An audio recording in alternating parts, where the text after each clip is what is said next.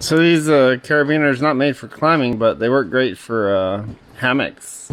So you could hook in a hammock, and then when you're want to put your hammock away, you could just quickly unhook it. So you can wash it or whatever you want to do with your hammock. Use twist locks so they stay locked well until you want to remove something. It supports up to 2,697 pounds. They are on the smaller side. This is your typical like Home Depot one for 99 cents. Of course, it doesn't hold hardly any weight. And they're about the same size.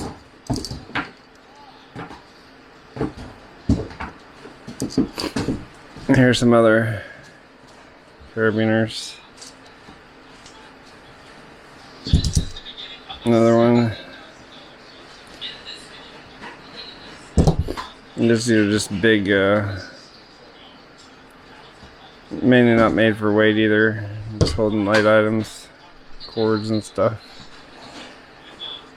And there's a teeny one.